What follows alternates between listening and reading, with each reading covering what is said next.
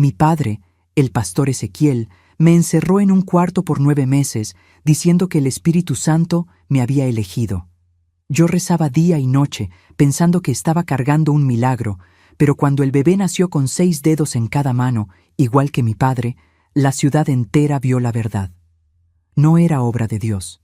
Era la prueba viva de que mi propio padre me había convertido en una prisionera de mi propia fe. Hola mis queridos. Hola mis queridas. Qué bueno tenerlos aquí conmigo hoy. Mi nombre es Marta Evangelista de los Santos. Tengo 71 años y hoy vivo aquí en Aguascalientes, en una casita sencilla, pero llena de paz. En este exacto momento, mientras converso con ustedes, estoy aquí en mi cocina preparando gorditas de maíz caseras, de esas bien aguascalentenses. ¿Saben? El olor del maíz caliente en el comal está llenando toda la casa. Y miren, no hay perfume mejor que ese. Aprendí a hacer gorditas con una amiga querida, doña Aparición, allá en los años 70. Ella era como una madre para mí. Ella decía que el secreto estaba en amasar con cariño, como si estuviera amasando las penas de la vida junto. Y miren cuántas penas tuve que amasar, mija. Todos los sábados por la mañana me levanto tempranito a las 5 para preparar estas tandas. Vendo en el tianguis de la ciudad, allí cerca de la terminal de autobuses. Es un dinerito que ayuda con la pensión, pero más que eso, es una terapia para mí. Cada gordita que moldeo con estas manos viejas es una oración de gratitud por estar viva, por estar libre, por poder cocinar lo que yo quiera cuando yo quiera, sin tener que pedirle permiso a nadie. Y antes de continuar mi historia, quisiera hacerles un pedido especial a ustedes que me están viendo ahora. Si este video toca su corazón de alguna forma, denle clic al botón de suscribirse y a la campanita, por favor. ¿Y saben qué más? Cuéntenme aquí en los comentarios de qué rinconcito de México o del mundo me están viendo y a qué horita del día encontraron este video. ¿Está de mañanita tomando su cafecito, después de la comida descansando un poquito, o ya es de nochecita y están ahí reflexionando sobre el día? Yo leo cada comentario que ustedes dejan, cada palabrita de cariño, y me quedo imaginándolos ahí del otro lado de la pantalla. Cuéntenme, ¿sí? Vamos a crear una cadena de afecto. Miren, mis amores, la historia que voy a contar hoy es pesada. Es una historia que cargo desde hace más de 50 años. Una historia que durante mucho tiempo me avergonzaba contar.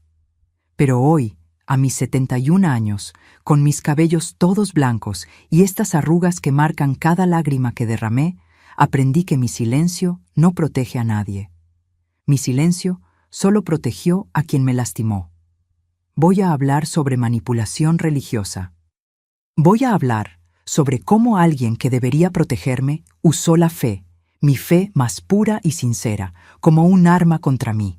Voy a hablar sobre cómo fui aprisionada dentro de mi propia casa, dentro de mi propia creencia, pensando que estaba viviendo un milagro, cuando en verdad estaba viviendo la peor pesadilla que una hija puede vivir.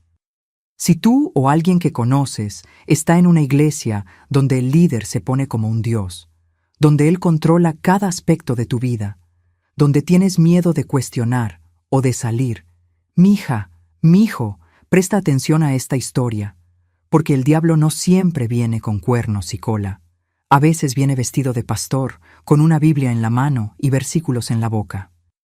En aquella época, en 1972, yo tenía apenas 18 años y vivía en Aguascalientes mismo, solo que del otro lado de la ciudad, en una casa grande que quedaba en el fondo de la iglesia pentecostal Arca de la Salvación. Mi padre era el pastor Ezequiel Evangelista. Y comenzar a contar esta historia, mis queridos, es como abrir una herida antigua que nunca cicatrizó bien. Pero vamos allá. Vamos juntos en esta jornada de dolor y al final, lo prometo, de liberación. Para entender cómo llegué a donde llegué, necesito regresar allá atrás, cuando yo era solo una niña pequeñita, corriendo descalza por el patio de la iglesia. Nací en 1954, aquí mismo en Aguascalientes, en una época en que la ciudad todavía tenía ese aire de balneario, con los hoteles bonitos y los turistas que venían a disfrutar de las aguas termales. Pero mi realidad era bien diferente de todo ese glamour. Mi madre se llamaba Eulalia Bautista Evangelista. Era una mujer menuda, delgadita, siempre vestida con aquellos vestidos largos y oscuros que mi padre exigía. Ella tenía un rostro cansado, ¿saben? Incluso cuando yo era pequeña y ella debía tener unos 30 y tantos años, ya parecía vieja. Sus ojos eran hundidos, siempre asustados, siempre mirando al suelo. Ella nunca me abrazaba frente a mi padre, nunca cantaba, nunca sonreía. Hoy entiendo que mi madre vivía con tanto miedo como yo vendría a vivir después. Vivíamos en una casa grande de madera pintada de blanco, bien en el fondo de la iglesia pentecostal Arca de la Salvación. La iglesia quedaba al frente, en la calle principal, y nuestra casa quedaba atrás, escondida por una cerca alta de madera. Era una casa de 3 cuartos con una cocina grande que tenía una estufa de leña negra y enorme. Me encantaba cuando mi madre encendía aquella estufa en las mañanas frías de invierno. Aguascalientes tiene un invierno de partir en dos, mi gente. La sala del frente estaba prohibida para mí. Era la oficina sagrada de mi padre, donde él preparaba los sermones y donde recibía a los fieles que venían a buscar consejos u oración. Yo era hija única. Mi madre había perdido 3 bebés antes de mí. Ella contaba bajito, cuando mi padre no estaba cerca, que habían sido voluntad de Dios. Después de mí, ella nunca más quedó embarazada. Hoy me pregunto si aquello fue decisión de ella, si fue su cuerpo que ya no aguantó más, o si mi padre simplemente decidió que un hijo era suficiente para su ministerio. Mi rutina de niña era diferente de las otras niñas de mi edad. Me despertaba a las 5 de la mañana con la campana de la iglesia que tocaba para la primera oración del día. Mi padre exigía que yo estuviera presente en todos los cultos y había culto lunes, miércoles, viernes y domingo. A veces 2 el domingo. Antes de la escuela, tenía que leer 3 capítulos de la Biblia. Mi madre verificaba si había leído de verdad, haciéndome preguntas sobre los versículos. Yo estudiaba en la escuela primaria Dr. Francisco Escobar, una escuela pública allí cerca del centro de la ciudad. Iba y volvía a pie, siempre acompañada por mi madre o por alguna hermana de la iglesia. Mi padre decía que el mundo allá afuera estaba lleno de demonios y que yo necesitaba ser protegida. Yo no podía jugar en la calle como las otras niñas. No podía ir a la casa de las amiguitas. No podía participar en las kermes de la escuela porque eran celebraciones paganas. Las únicas amigas que tenía eran las hijas de los miembros de la iglesia. Y aún así, nuestros juegos sucedían siempre en el patio de la iglesia, siempre vigiladas por algún adulto. Jugábamos a la ronda, cantábamos aquellos coritos gospel, fingíamos que estábamos predicando a las muñecas de trapo que nosotras mismas hacíamos. Nunca tuve una muñeca de verdad comprada en tienda. Mi padre decía que era vanidad. Recuerdo que cuando tenía unos 7 años, recibí de una tía distante una muñequita de plástico pequeñita, de esas que venían dentro del huevo sorpresa.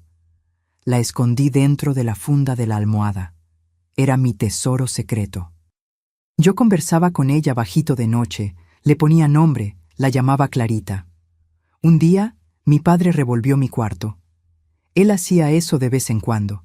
Decía que estaba alejando espíritus malignos y encontró la muñeca. La agarró frente a mí, salió al patio y la quemó en el tambo de basura. Mientras la muñequita se derretía, me hizo arrodillar en el piso de cemento caliente del patio y orar, pidiendo perdón por idolatría. Me quedé 3 horas de rodillas bajo ese sol. Yo tenía 7 años. Pero no era solo conmigo que mi padre era así. Con mi madre era peor, mucho peor. Ella no podía cortarse el cabello. Él decía que la Biblia lo prohibía. Ella no podía usar pantalón. No podía conversar con hombres ni en el mercado. Ella no tenía dinero propio. Cada centavo que necesitaba para comprar comida tenía que pedírselo a él y él revisaba todo. Servilleta por servilleta, frijol por frijol. Si ella gastaba demasiado, él le prohibía ir al culto de la noche. Y para ella aquello era el peor castigo, porque ella era tan devota como él, solo que de una manera pura, sincera, no de esa manera manipuladora de él. En la ciudad, Mi padre era tratado como un rey, como un santo. La gente se quitaba el sombrero cuando él pasaba en la calle. Besaban su mano, pedían la bendición. La iglesia siempre estaba llena, principalmente en las campañas de sanación que él hacía todos los miércoles por la noche. Vi gente llegando con bastón y saliendo corriendo. Vi mujer estéril que quedaba embarazada después que él oraba. Vi gente endemoniada revolcándose en el piso y después levantándose curada. Yo creía en todo aquello. Yo pensaba que mi padre era realmente elegido por Dios. Pero en casa había algo extraño. Mi padre tenía unos rituales que solo sucedían cuando éramos solo nosotros tres. Él preparaba un vino que él llamaba vino consagrado. Decía que era especial, ungido, que traía protección espiritual. Se lo daba a mi madre y a mí, siempre de noche, después del culto. Mi madre lo tomaba sin cuestionar, yo también. El sabor era amargo, medio dulzón, raro. Y después de tomarlo, me quedaba con un sueño pesado, un sueño que parecía que estaba cayendo en un hoyo sin fondo. Despertaba al otro día con la boca seca y un dolor de cabeza horrible, sin recordar bien nada. Yo pensaba que era normal. Pensaba que todo mundo que era consagrado a Dios tomaba aquel vino especial. Solo fui a entender qué era aquello mucho, mucho tiempo después. Y cuando entendí, mija, casi enloquezco. Cuando cumplí 12 años, mi padre anunció en la iglesia que yo estaba lista para servir al ministerio. Me hizo vestir una ropa blanca larga, me llevó al altar un jueves por la noche, e hizo una ceremonia que él llamó consagración de la Virgen al Señor. Todos los hermanos de la iglesia oraron por mí, impusieron las manos en mi cabeza, profetizaron que yo sería vaso de honra en las manos de Dios. Me sentí especial, me sentí elegida. Hoy sé que aquella ceremonia fue solo una forma de marcarme, de preparar a todo mundo para creer en lo que vendría después. Los años entre los 12 y los 18 fueron años de un aislamiento cada vez más sofocante. Después de aquella ceremonia de consagración, mi padre pasó a vigilarme aún más. Ya no podía ir a la escuela. Él decía que yo ya sabía leer y escribir y que el resto era adoctrinamiento del mundo. Pasaba los días enteros dentro de casa o en el fondo de la iglesia limpiando, organizando, ayudando a mi madre a preparar la comida para los eventos. Cuando cumplí 15 años en 1969, las otras muchachas de mi edad ya estaban comenzando a tener novio, a salir a los bailes, a usar aquellas ropas más modernas que estaban llegando hasta Aguascalientes. Pero yo no podía ni mirar a un muchacho. Mi padre decía que yo estaba separada para el Señor, que mi cuerpo era templo del Espíritu Santo y que ningún hombre podía tocarme hasta que Dios revelara quién sería mi esposo. El vino consagrado continuaba. Toda noche de culto, y a veces en noches sin culto también, mi padre preparaba aquel líquido extraño y me obligaba a tomarlo. Es la protección de Dios contra los espíritus malignos de la adolescencia, decía. Yo siempre despertaba al día siguiente sin recordar bien nada, solo con aquella sensación horrible de que algo estaba mal, de que algo había pasado mientras yo dormía, pero no podía saber qué era. Mi madre estaba cada vez más apagada. Casi ya no hablaba más. Tenía unos moretones en los brazos que ella escondía con las mangas largas. Cuando yo preguntaba, ella decía que se había golpeado sin querer. Hoy sé que no era sin querer. Hoy sé que mi padre también le pegaba, pero siempre en lugares que no se veían, siempre de una manera que ella pudiera esconder. En marzo de 1972, yo acababa de cumplir 18 años. Fue cuando todo se derrumbó. Todo comenzó una mañana de domingo. Me desperté con unas náuseas terribles. Corrí al baño y vomité todo lo que tenía en el estómago. Mi madre tocó la puerta preocupada. «Marta, ¿te estás sintiendo mal, hija?» «Creo que fue algo que comí ayer, mamá. Tengo el estómago revuelto». Pero no era solo ese día. Era todos los días, todas las mañanas. Esas náuseas. Yo no entendía. Y había otra cosa también. Mi menstruación no venía. Ya hacía 2 meses que no venía. Me fui llenando de pánico. Una tarde, Cuando mi padre había salido a visitar unos miembros de la iglesia que estaban enfermos, lloré en el regazo de mi madre. Mamá, creo que tengo algo muy malo. Estoy con náuseas todos los días y mi sangre no baja desde hace tiempo. Mi madre se puso blanca, blanca como la pared. Me agarró por los hombros y me miró hondo en los ojos. Marta, escucha lo que te voy a preguntar y responde con la verdad. ¿Te acostaste con algún muchacho? ¿Dejaste que algún hombre te tocara? Mamá, ¿cómo puede preguntarme algo así? Grité ofendida. Yo nunca ni he mirado bien a un hombre. Yo soy consagrada. Nunca, nunca hice nada de eso. Y era verdad. O al menos era lo que yo pensaba que era verdad. Yo era virgen. Yo tenía la seguridad de que era virgen.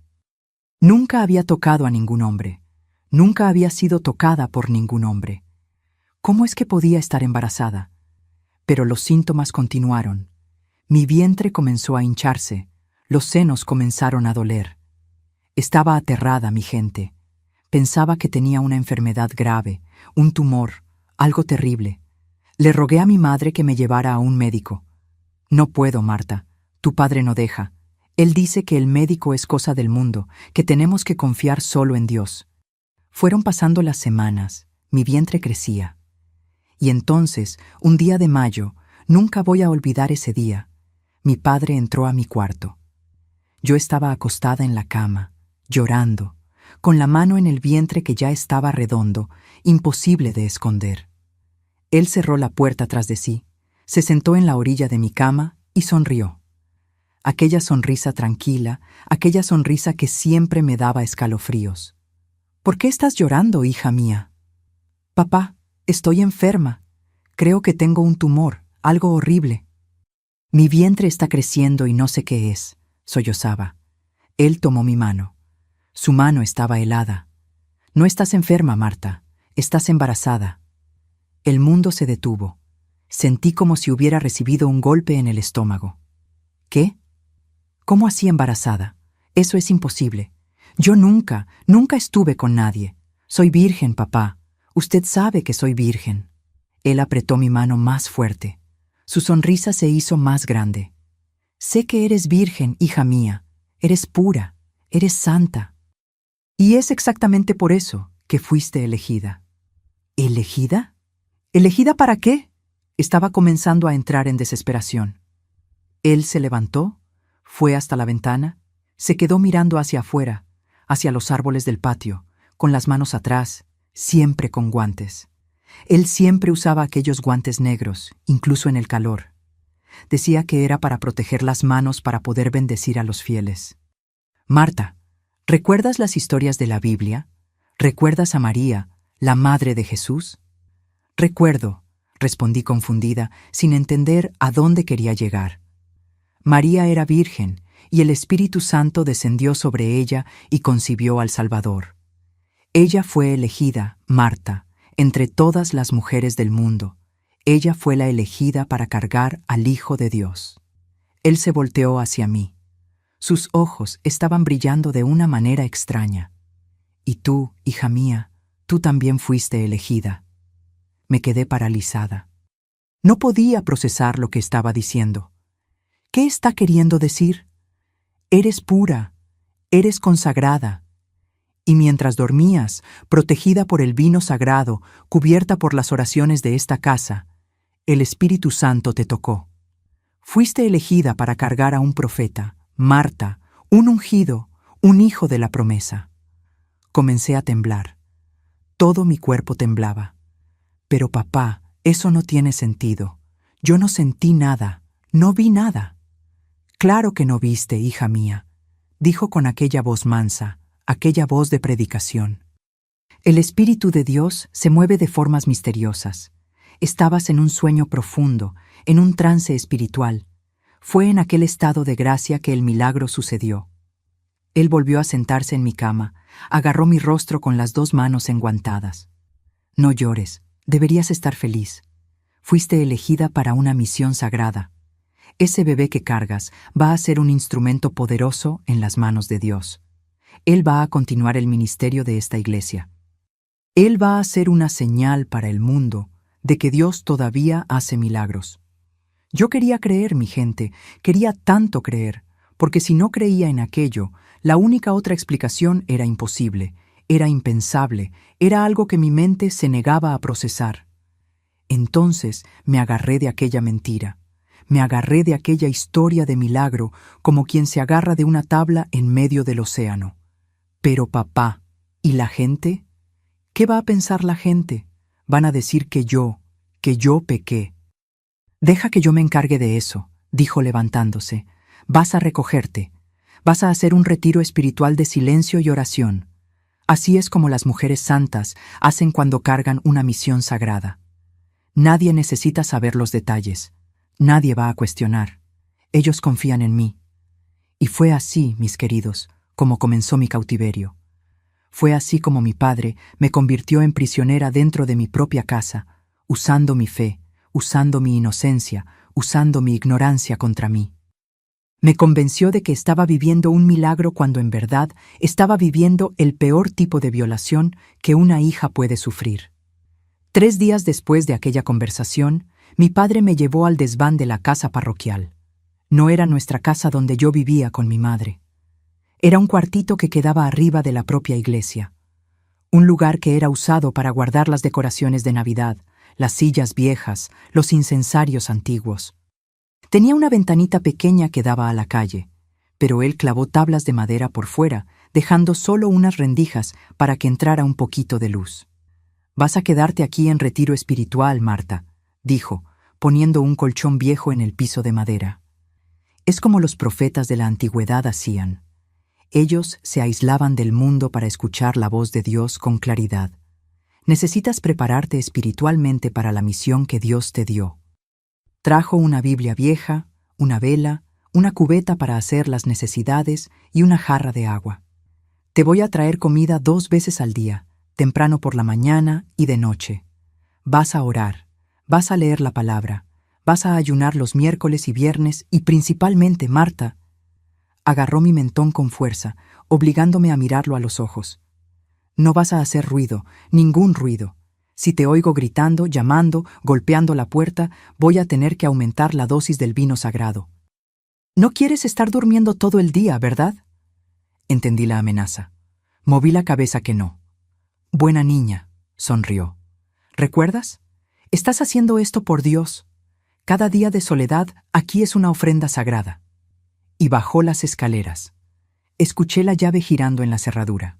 Escuché sus pasos alejándose y después silencio. Un silencio tan pesado que parecía que me iba a aplastar. En los primeros días todavía intentaba creer. Me quedaba arrodillada en aquel piso de madera áspero, con las manos entrelazadas, los ojos cerrados, rezando con tanta fuerza que me dolía la cabeza. Señor, si esto es realmente tu voluntad, dame fuerza, dame entendimiento, hazme aceptar esta misión. Leía la Biblia hasta que me ardían los ojos en la luz débil de la vela.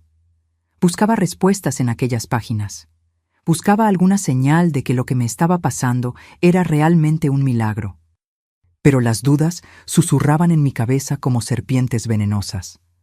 ¿Cómo puede ser obra de Dios si estás encerrada aquí como una prisionera? ¿Cómo puede ser bendición si estás sufriendo? Sacudía la cabeza tratando de espantar esos pensamientos. Mi padre decía que eran demonios intentando hacerme dudar. Entonces rezaba más, ayunaba más, me castigaba más. Del lado de afuera escuchaba la vida sucediendo.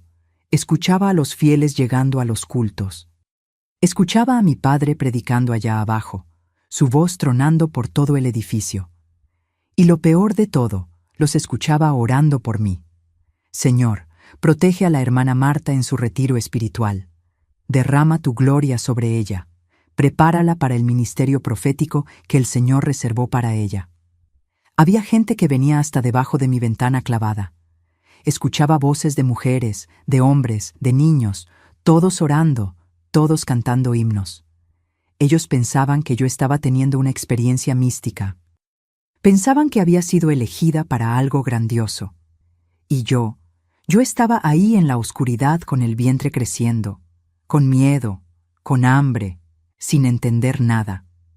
Mi padre subía 2 veces al día, como prometió, temprano por la mañana, antes de que saliera el sol, y de noche después del último culto. Traía comida simple, un plato de arroz con frijoles, un pedazo de tortilla, a veces una fruta. Nunca era suficiente. Siempre tenía hambre. Y en cada visita, él predicaba. «¿Cómo está el bebé hoy, Marta? ¿Lo sientes moverse?», preguntaba, poniendo la mano enguantada en mi vientre, sin pedir permiso. Yo me encogía. Trataba de alejarme, pero no había a dónde ir. El cuarto era demasiado pequeño. «Ese bebé va a ser especial, Marta. Va a ser la prueba viva del poder de Dios. Cuando nazca, lo voy a presentar a toda la iglesia, a todo el pueblo de la ciudad. Van a venir periodistas, van a venir reporteros. El nombre de esta iglesia se va a esparcir por todo México. Y tú vas a ser recordada como la nueva María, la portadora del milagro». Hablaba eso con los ojos brillando. Yo veía que aquello no era sobre Dios, era sobre Él. Era sobre su gloria, su ministerio, su fama. Las semanas fueron pasando. Mayo se convirtió en junio. Junio se convirtió en julio. Mi vientre se hacía cada vez más grande. No tenía ropa que me quedara más. Mi padre trajo unos vestidos anchos, informes, que parecían sacos de tela. Me sentía un animal. Me sentía menos que humana. El calor del verano en Aguascalientes hacía que aquel desván se convirtiera en un horno. Sudaba tanto que mi ropa quedaba empapada. La cubeta con las heces y la orina olía tan fuerte que vomitaba. Y ya vomitaba por las náuseas del embarazo. Era un ciclo horrible. Le rogué a mi padre que me dejara bajar, aunque fuera solo para bañarme bien. «No puedo, Marta. Si alguien te ve embarazada antes del momento correcto, van a empezar a hacer preguntas, van a dudar, van a destruir el milagro con su incredulidad. ¿Aguantas un poco más, hija mía? Falta poco, decía eso cada semana, pero el tiempo no pasaba, los días eran eternos. Comencé a perder la noción del tiempo. No sabía si era lunes o sábado, no sabía si era de mañana o de tarde. Lo único que sabía era que la luz que entraba por las rendijas de la ventana clavada se estaba haciendo más débil. El invierno estaba llegando. Hubo una noche que desperté con el bebé moviéndose fuerte dentro de mí. Eran patadas fuertes en mi costilla. Puse la mano en el vientre y sentí aquella vida ahí dentro. Y por primera vez lloré no de miedo o tristeza. Lloré porque me di cuenta de que había una criatura inocente en medio de toda esa historia. Una criatura que no pidió nacer. Una criatura que iba a nacer dentro de una mentira. «Perdóname, bebé», susurré en la oscuridad. «Perdóname por no poder protegerte. Perdóname por no ser lo suficientemente fuerte para salir de aquí». Porque había pensado en salir, sí. En los primeros días, miré la puerta, miré la ventana, pensé en gritar, pensé en patear la puerta hasta romperla. Pero tenía miedo. Miedo de lo que mi padre haría si intentaba. Miedo de que él tuviera razón, de que si salía de allí estaría destruyendo un plan de Dios. Miedo de que allá afuera nadie me fuera a creer de todos modos, porque ¿quién iba a creer? Él era el pastor, él era el ungido, él era el hombre de Dios. Y yo era solo una muchacha confundida, embarazada, que nadie había visto en meses. Si aparecía en la calle gritando que mi propio padre me había hecho aquello, iban a decir que había enloquecido. Iban a decir que eran los demonios hablando por mi boca. Iban a amarrarme y traerme de vuelta con él. Entonces me quedaba callada, aceptaba la comida que traía, leía la Biblia, rezaba y esperaba. Esperaba que aquel embarazo terminara, esperaba que el bebé naciera, esperaba que cuando todo terminara, de alguna manera pudiera tener mi vida de vuelta. Pero en el fondo yo sabía que después de que aquel bebé naciera, nada iba a volver a la normalidad, nada iba a ser como antes. Porque ¿cómo vuelves a ser la misma persona después de algo así? ¿Cómo miras a tu propio padre de la misma manera? ¿Cómo entras a una iglesia y alabas al mismo Dios que supuestamente había permitido todo aquello? En agosto, comencé a tener un pensamiento terrible, un pensamiento que me asustaba. Comencé a pensar, ¿y si cuando ese bebé nazca tiene algo en él que pruebe que no fue ningún milagro, alguna señal, alguna marca? No sabía qué, pero sentía en el fondo de mi corazón que la verdad iba a aparecer de algún modo, que Dios, el Dios de verdad, no el Dios falso que mi padre predicaba, no iba a dejar que esa mentira continuara para siempre. Y tenía razón, mi gente. Tenía tanta razón. Solo no imaginaba que la prueba iba a ser tan clara, tan gritante, tan imposible de negar. Septiembre llegó trayendo aquel frío cortante de Aguascalientes que yo conocía tan bien, pero allí en el desván, el frío entraba por las rendijas de la ventana clavada y me congelaba los huesos. Mi padre no trajo cobijas suficientes. Él decía que el frío purificaba el espíritu. Temblaba toda la noche, abrazada a mi vientre enorme, tratando de mantener al bebé caliente. Mis labios se ponían morados, mis dedos de las manos y de los pies se quedaban dormidos. Soplaba en las manos, tratando de calentarlas, pero era inútil. Fue una tarde de septiembre. Recuerdo que era un jueves porque escuché la campana de la iglesia tocando para el ensayo del coro, que todo dentro de mí se rompió de una vez. Mi padre subió en el horario equivocado. No era hora de la comida. Estaba acostada de lado en el colchón, tratando de encontrar una posición que no doliera tanto en la espalda, cuando escuché sus pasos en la escalera. Mi corazón ya se aceleró. Las visitas fuera de horario nunca eran buenas. Entró con una expresión en el rostro que nunca había visto antes, una mezcla de nerviosismo y excitación. Sus ojos tenían un brillo extraño, febril. «Marta, levántate», ordenó sin ni siquiera cerrar bien la puerta tras de sí. Yo estaba acostada en el colchón. Levantarme estaba cada vez más difícil con aquel vientre. Me apoyé en la pared, gimiendo con el esfuerzo, y conseguí ponerme de pie con dificultad. Mis piernas temblaban. Parte por el frío, parte por el miedo de lo que vendría. Quítate esa ropa. El mundo se detuvo. Mi sangre se congeló en las venas. ¿Qué? Susurré. ¿Por qué? Dije que te quites la ropa, gritó. Y aquel grito me hizo dar un brinco de susto. El bebé dentro de mí se movió violentamente, asustado también con el sonido. Necesito examinar. Necesito ver si todo está bien con el bebé. Necesito ver si está en la posición correcta para nacer. Necesito ver si estás dilatando. Pero papá, usted no es médico. No quiero. Por favor, no me haga hacer eso. Mi voz estaba saliendo delgada, quebrada, de tanto miedo. Él dio 2 pasos rápidos en mi dirección y me agarró por el brazo. Los guantes, aquellos guantes negros que nunca se quitaba, apretaban fuerte, los dedos clavándose en mi carne a través de la tela. Iba a dejar marca. Yo lo sabía. Otra marca para juntar con todas las otras que ya tenía. ¿Crees que tienes opción? ¿Crees que puedes desobedecerme? Gruñó con el rostro a centímetros del mío. Podía sentir su aliento, podía ver las venas saltando en su frente. Yo soy el único que te está cuidando. Yo soy el único que sabe de este secreto. Si no haces lo que te estoy mandando, puedo muy bien dejar que tú y ese bebé mueran aquí. ¿Quién va a saber? ¿Quién va a cuestionar? Yo soy el pastor. Yo soy el hombre de Dios en esta ciudad. Me empujó contra la pared. Todo mi cuerpo golpeó contra la madera áspera y solté un gemido de dolor.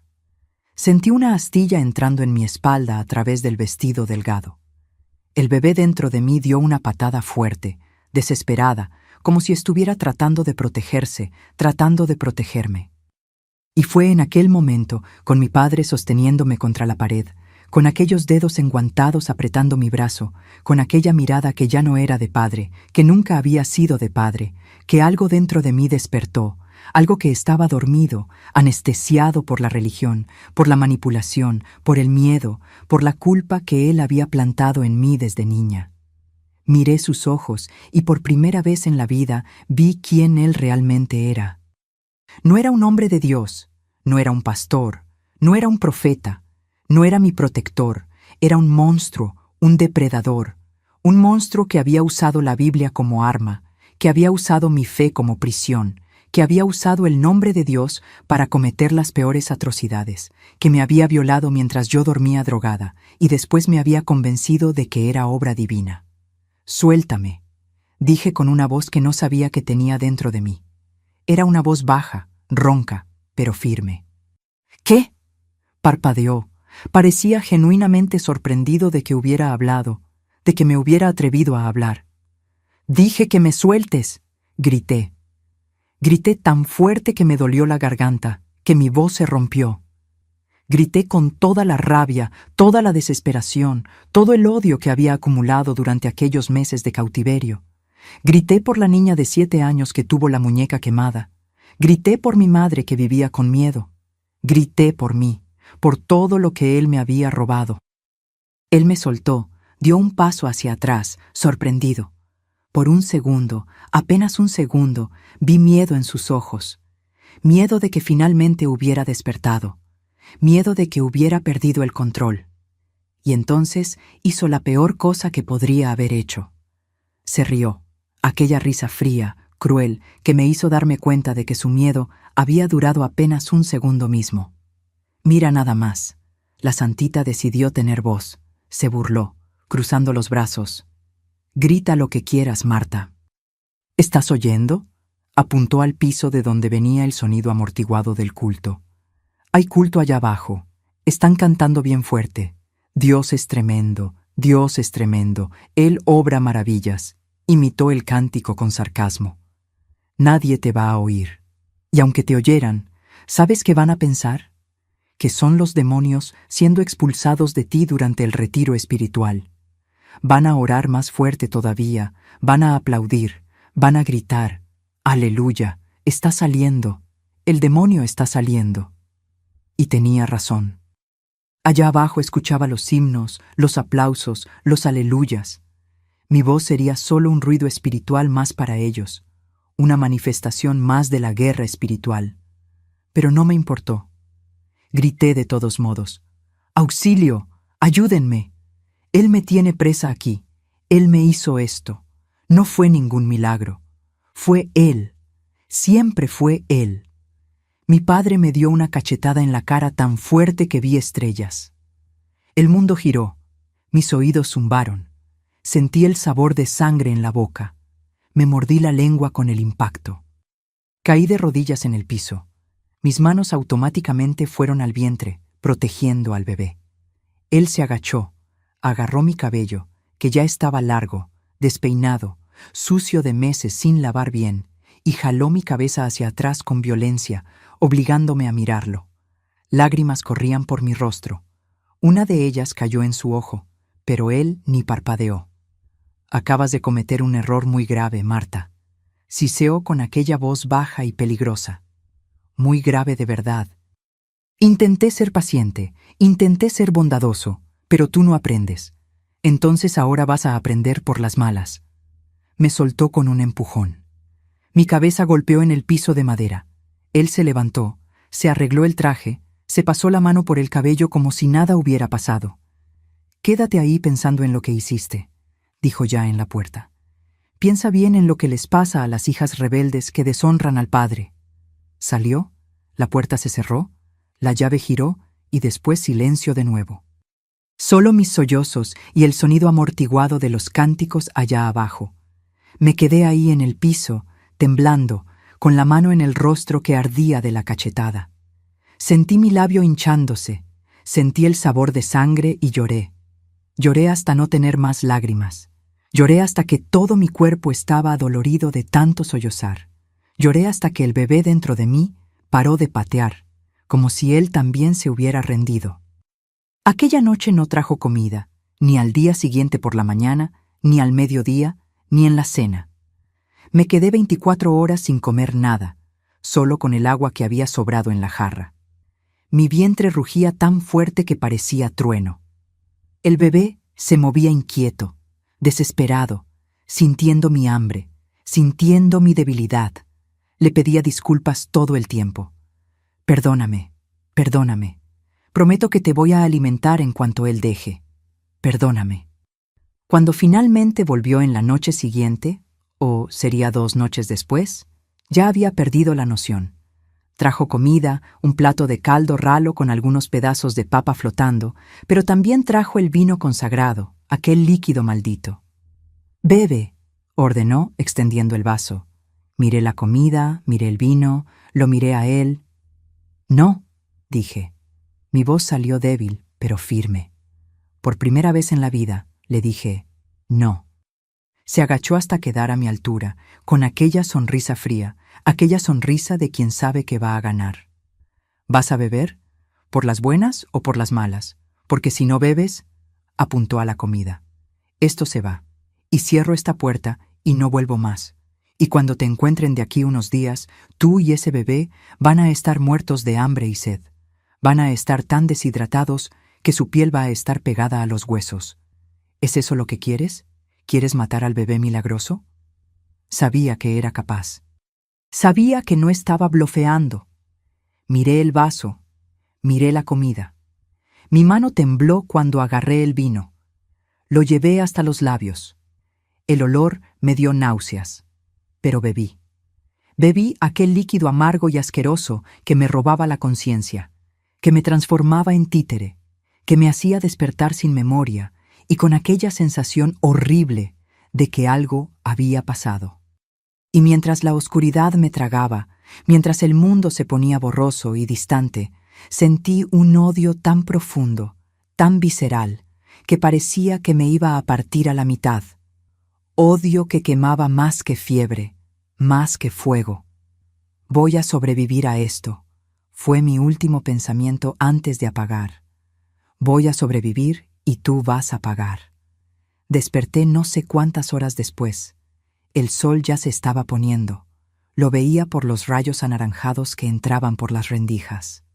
Estaba de nuevo en el colchón, cubierta con aquella sábana delgada. Mi boca estaba seca como lija, mi cabeza palpitaba, y había un dolor nuevo, un dolor bajo, profundo en la región de la cadera, que venía y se iba en ondas regulares. Al principio, pensé que era solo uno más de los malestares del embarazo. Dios sabe que tenía dolores todo el tiempo, en la espalda, en las piernas, en el pecho. Pero este era diferente. Este venía en ondas. Apretaba, apretaba, apretaba y soltaba. Y después de algunos minutos volvía. Los dolores fueron poniéndose más fuertes, más frecuentes. Los cronometré por las campanas de la iglesia. Al principio venía un dolor cada media hora, después cada 20 minutos, después cada 10. Y entonces entendí con un terror que me heló hasta los huesos. El bebé estaba viniendo. Las contracciones habían comenzado. El parto había comenzado. Entré en pánico total. Golpeé la puerta con los puños hasta que quedaron rojos y adoloridos. «¡Está comenzando! ¡El bebé está viniendo!», gritaba. «Papá, mamá, alguien, por favor, alguien me ayuda». Golpeé, grité, lloré, rogué, recé, pero nadie vino. Las horas pasaron. El dolor se hacía cada vez peor, cada vez más intenso. Era como si alguien me estuviera partiendo a la mitad de adentro hacia afuera. Caminaba de un lado para otro de aquel cuarto minúsculo, 3 pasos para adelante, 3 pasos para atrás, apoyándome en la pared, gimiendo, llorando. Allá afuera comenzó a llover, una lluvia fuerte, ruidosa, con truenos que hacían temblar todo el edificio. Los rayos iluminaban el cuarto por un segundo a través de las rendijas, transformando todo en sombras danzantes y aterradoras.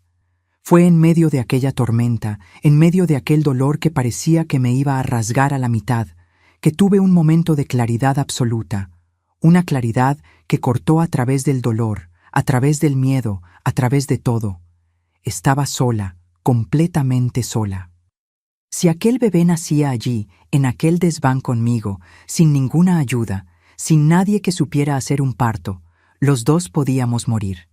El bebé podía quedarse atorado, el cordón podía enrollarse, yo podía desangrarme hasta morir. Mi padre me había puesto en una situación literal de vida o muerte. Y entonces, como un rayo que cae e ilumina todo por un segundo, entendí toda la verdad. A él no le importaba si yo moría. En realidad, tal vez hasta fuera mejor para él si yo moría en el parto. Sin madre para contar la historia, el bebé sería solo de él. Podría crear cualquier narrativa que quisiera. Podría decir que yo había muerto de parto después de cargar un bebé milagroso, que yo había dado mi vida por la causa de Dios.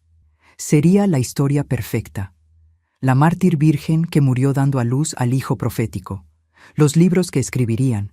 Los fieles que vendrían de todo México. La fama, la gloria. Y el bebé. Él criaría a ese bebé en la mentira. Lo criaría para ser extensión de su ministerio, para ser marioneta, para perpetuar el ciclo de abuso. No, dije en voz alta entre una contracción y otra. La palabra hizo eco en aquel cuarto pequeño. No, no voy a morir aquí. No voy a dejarte ganar. No voy a dejar que le hagas esto a mi hijo. Pero no sabía cómo salir de aquello. La puerta estaba cerrada con llave. Había intentado 1000 veces. La ventana estaba clavada por fuera. No tenía fuerza para arrancar aquellas tablas. Las contracciones estaban cada vez más juntas. Podía sentir al bebé bajando, presionando, forzando el camino. Sabía, por algún instinto primitivo que todas las mujeres tienen, que ya no había vuelta atrás. Aquella criatura iba a nacer allí conmigo, quisiera o no, con ayuda o sin ayuda. Entonces hice lo único que podía hacer, lo único que me quedaba. Me arrodillé en aquel piso sucio de madera, en medio de aquella tormenta, en medio de aquel dolor. Puse las 2 manos en el vientre, sintiendo al bebé moviéndose ahí dentro, luchando para nacer, y conversé con él. Conversé con aquella criatura que todavía no había venido al mundo, pero que ya estaba sufriendo las consecuencias de los pecados del Padre. Escucha, hijo mío, o hija mía, quién sabe lo que seas. Susurré entre sollozos, entre contracciones. No sé si puedes oírme ahí adentro, pero necesito que me ayudes. Necesito que seas fuerte, más fuerte de lo que yo fui, porque vamos a sobrevivir a esto, los dos. Juro por todo lo sagrado, por el Dios verdadero, no por el Dios falso que tu abuelo predica, que vamos a sobrevivir. Una contracción fuerte me dobló, me hizo gritar, pero seguí sosteniendo mi vientre como si pudiera abrazar a aquel bebé a través de la piel. Y cuando salgamos de aquí, cuando voy a contar la verdad, toda la verdad. No importa si nadie me cree, no importa si me llaman loca, pecadora, mentirosa, voy a contar. Y tú, tragué el sollozo. Tú vas a hacer la prueba. No sé cómo todavía, no sé de qué manera. Pero Dios, el Dios de verdad que ve todo, que sabe todo, no va a dejar que esta mentira continúe para siempre. Él va a dar un modo de revelar la verdad.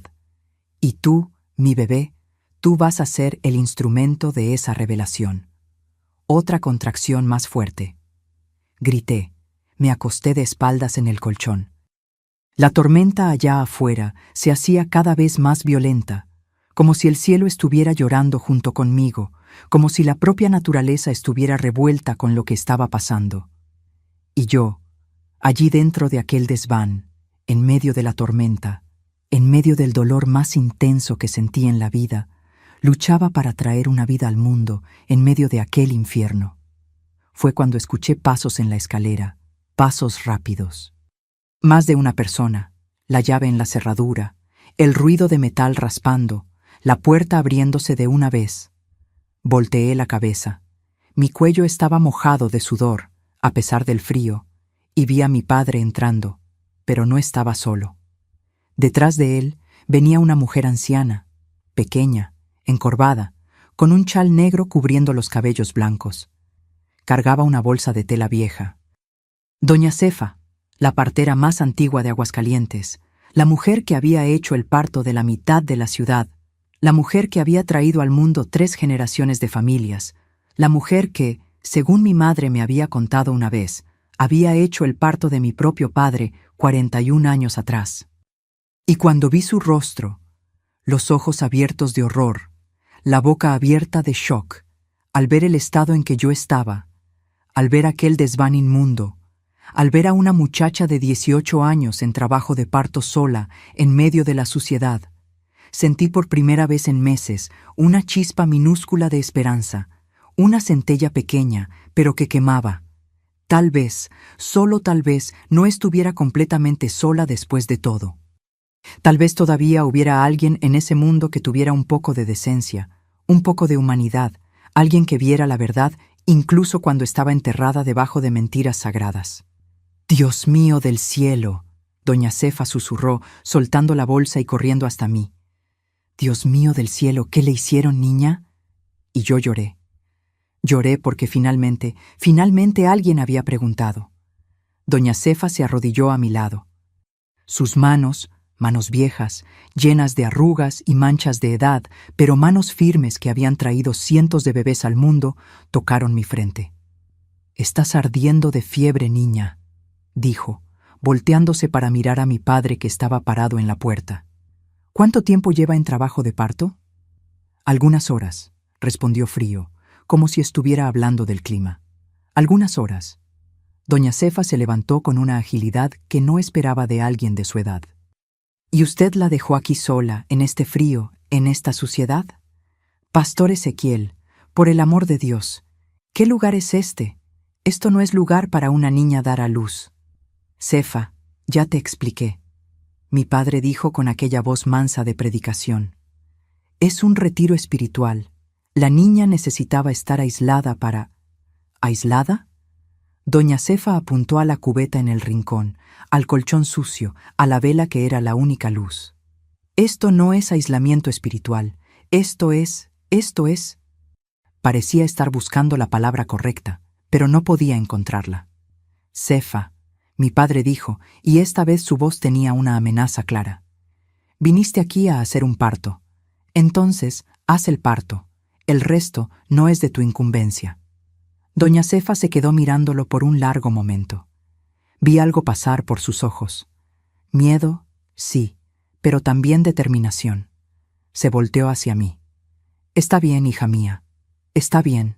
Ahora la Cefa está aquí. Voy a cuidarte a ti y a ese bebé. Confía en mí». Abrió la bolsa de tela y comenzó a sacar cosas. Trapos limpios, unas tijeras, un cordón. Trabajó rápido, extendiendo un trapo en el colchón, preparando todo mientras mi padre se quedaba allí en la puerta, observando. «¿Cuánto tiempo entre las contracciones?», me preguntó. Yo no sé», gemí cuando otra ola de dolor llegó. «Están viniendo muy cerca». «Déjame ver», dijo, y con delicadeza examinó. Sus ojos se abrieron. «Pastor, esta niña está con dilatación completa. El bebé está viniendo ahora. Ahora, necesito agua caliente, necesito más luz, necesito...» «No hay», mi padre cortó. «Trabaja con lo que tienes ahí». Doña Cefa apretó los labios, respiró hondo y comenzó a orientarme. «Escucha, Marta. Escucha la voz de la Cefa. Cuando venga el próximo dolor, vas a hacer fuerza, vas a empujar. ¿Entendiste? Vas a empujar a ese bebé para afuera. Tú puedes. Sé que puedes». Y así fue. No sé cuánto tiempo duró. Podían haber sido minutos u horas. El dolor era tan intenso que perdía la noción de todo. Solo escuchaba la voz de doña Cefa guiándome, animándome. «Una vez más, hija mía. Eso mismo. Ya casi. Ya estoy viendo la cabecita». Allá afuera, la tormenta continuaba, los truenos sacudían el edificio, y allá abajo podía escuchar vagamente el sonido del culto, terminando, la gente saliendo, conversando en la puerta de la iglesia, como siempre hacían, sin saber lo que estaba pasando allí arriba. «Una fuerza más, vamos», doña Cefa gritó. Empujé con todo lo que tenía, sentí algo romperse, algo ceder, y entonces un llanto agudo, fuerte, enojado de bebé. «Nació», doña Cefa exclamó. Me derrumbé en el colchón, exhausta, sudada, temblando. Intenté levantar la cabeza para ver a mi bebé, pero no tenía fuerzas. «¿Es niño o niña?», conseguí susurrar. Pero doña Cefa no respondió. Estaba sosteniendo al bebé, mirándolo con una expresión que no podía descifrar en la oscuridad. Horror, shock, reconocimiento. Cefa, mi padre dio un paso para adelante. «Dame al bebé». «No», dijo, y su voz tembló. «¿Qué?». Mi padre pareció genuinamente sorprendido. «Te mandé que me des al bebé. Necesito ver si está bien». Doña Cefa levantó la cabeza despacio y miró a mi padre de una manera que hizo que hasta él diera un paso hacia atrás. «Yo hice su parto», dijo con voz baja pero firme. «Hace 41 años, Pastor Ezequiel. Estuve ahí cuando usted nació. Vi la condición que tiene. Aquella condición rara que pasa de padre a hijo». El silencio que cayó en aquel cuarto era más pesado que plomo. «¿De qué estás hablando, Cefa?», mi padre dijo, pero su voz perdió la firmeza. «Estoy hablando de esto». Doña Cefa volteó al bebé, mi hijo, y mostró sus manitas. Y vi. Incluso en la luz débil de la vela, vi 6 dedos. El bebé tenía 6 dedos en cada manita. ¿Y los pies?, Doña Cefa dijo, mostrando 6 dedos en cada pie también. Polidactilia bilateral. La misma condición que usted tiene y esconde debajo de esos guantes negros que usa todo el tiempo. La misma condición que su padre tenía, la misma condición que pasa por la línea genética de la familia evangelista. Mi padre se puso blanco, blanco como la pared. Eso no prueba nada. Puede ser coincidencia». «¿Coincidencia?», Doña Cefa gritó. Estaba temblando de rabia. En toda la ciudad de Aguascalientes, en 40 años haciendo partos, vi esta condición una vez. Una en su parto, y ahora aparece de nuevo en el bebé de su hija virgen que encerró en este hoyo por meses, diciendo que fue obra del Espíritu Santo. Dio un paso en su dirección, sosteniendo al bebé contra el pecho. ¿Cree que soy tonta? ¿Cree que no sé lo que hizo? Este bebé es suyo. Violó a su propia hija. Usó la religión para cometer la mayor abominación que existe, y después tuvo el descaro de llamar a esto milagro. «Cefa, no entiendes», mi padre intentó, pero ella lo interrumpió. «Entiendo perfectamente». Cortó el cordón umbilical con fuerza, lo amarró con el cordón. Y todo mundo va a entender también, porque voy a bajar estas escaleras y voy a mostrar este bebé a cada persona que está allá abajo. Voy a mostrar estos 6 deditos. Y van a recordar que solo existe una familia en esta ciudad con esta marca. La familia evangelista. Su familia. Mi padre se movió rápido, más rápido de lo que imaginaba que podía moverse. Avanzó sobre Doña Cefa, tratando de arrancarle al bebé. «Dame a ese niño», rugió. «Voy a bautizarlo en el río. Voy a bautizarlo ahora». Pero Doña Cefa, aquella viejita pequeña y encorvada, se reveló una leona. Abrazó a mi bebé contra el pecho y giró el cuerpo, protegiéndolo. «No va a ponerle un dedo a esta criatura», gritó y corrió. Corrió hacia la puerta. Mi padre trató de agarrarla, pero resbaló en la sangre que había en el piso. Doña Cefa pasó por él, bajó las escaleras corriendo, gritando: «¡Auxilio! ¡Auxilio! ¡Llamen a la policía! ¡Llamen a todo mundo!». Mi padre corrió tras ella. Escuché los pasos de los dos bajando. Escuché la puerta allá abajo abriéndose con estruendo. Escuché la lluvia entrando. Escuché voces de personas asustadas. Y entonces escuché la voz de Doña Cefa gritando en la lluvia: «Miren, miren las manos del bebé. Miren y recuerden quién más tiene esta marca en esta ciudad». Usé mis últimas fuerzas para arrastrarme hasta la puerta del desván. Bajé los primeros escalones de panza, apoyándome en las paredes. Conseguí llegar hasta la ventana del pasillo, desde donde se veía el frente de la iglesia. Había por lo menos 50 personas ahí, miembros de la iglesia que todavía estaban saliendo del culto, personas que vivían cerca. Doña Cefa estaba en medio de la lluvia, sosteniendo a mi bebé envuelto en los trapos, levantando sus manitas para que todos vieran. «6 dedos», gritaba. 6 dedos en cada mano, 6 dedos en cada pie. La marca de los evangelistas, la marca que el pastor Ezequiel esconde debajo de los guantes. La multitud comenzó a murmurar. Vi a las personas mirándose, vi la comprensión surgiendo en sus rostros. Mi padre salió corriendo para tratar de agarrar a Doña Cefa, pero ya era tarde. La verdad ya había sido dicha. La semilla ya había sido plantada. ¡Mentira!, gritó. Es mentira del demonio. Esta mujer está poseída. ¡Entonces muestra tus manos!, alguien en la multitud gritó. No vi quién fue. Quítate los guantes y muestra las manos. No necesito probar nada a ustedes, mi padre berreó. ¡Muestra las manos!, otro gritó. ¡Muestra, muestra, muestra! La multitud comenzó a corear. Y entonces pasó algo que nunca voy a olvidar hasta el día de mi muerte. Un hombre, el hermano Valdesi, que era diácono de la iglesia, avanzó y arrancó los guantes de las manos de mi padre a la fuerza. Y allí estaban. 6 dedos en cada mano, la prueba viva, la firma de ADN que Dios había puesto ahí. El silencio que cayó fue ensordecedor. Incluso la lluvia parecía haberse quedado más silenciosa. Y entonces el grito: le hizo esto a su propia hija.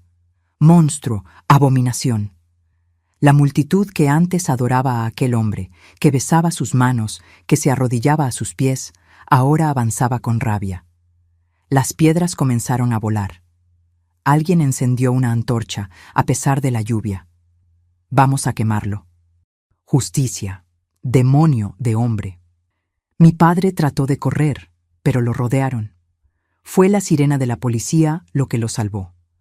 2 policías que trabajaban cerca escucharon el tumulto y vinieron corriendo. Tuvieron que proteger a mi padre de la propia multitud que antes lo adoraba. Vi cuando lo metieron dentro de la patrulla. Vi su rostro por primera vez sin aquella máscara de santidad. Solo miedo puro, crudo, miedo de ser descubierto, miedo de pagar por lo que había hecho. Los policías subieron las escaleras, me encontraron desmoronada en el pasillo, sangrando, exhausta. Una mujer de la multitud, la hermana Socorro, corrió para ayudarme. Dios mío, niña, ¿qué te hizo? Doña Cefa subió también, todavía sosteniendo a mi bebé. Se arrodilló a mi lado. Tu hijo está bien, Marta, dijo, poniéndolo en mis brazos por primera vez. Es un niño fuerte. Y esos deditos que tu padre quería esconder. Ellos los salvaron a los 2. Ellos fueron la prueba que Dios dejó, la marca que no se puede mentir. Miré aquellas manitas perfectas, perfectamente imperfectas, con 6 dedos en cada una, y comencé a llorar. Pero esta vez no era llanto de dolor, era llanto de liberación. Fue lo que dijiste, le susurré. Eres la prueba que derribó al monstruo. Me llevaron al hospital aquella noche, me limpiaron, me cuidaron, me alimentaron, y por primera vez en 9 meses dormí un sueño sin drogas, sin pesadillas.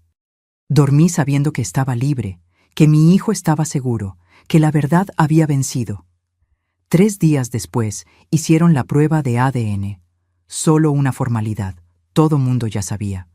Las manitas de mi niño habían contado toda la historia. Mi padre nunca salió de la prisión. Murió allá adentro, 7 años después, solo, odiado, olvidado. Su nombre fue borrado de todas las placas de la iglesia pentecostal. Arca de la Salvación cerró las puertas. Nadie quería ya nada asociado a aquel lugar. Y yo crié a mi hijo con mucho amor, con mucha terapia, con mucho apoyo. Operamos sus manitas cuando tenía 3 años, no porque tuviera algo malo con ellas, sino porque no quería que sufriera bullying. Él creció sabiendo la verdad. Nunca le mentí. Y hoy es un hombre bueno, mi gente, un hombre de bien.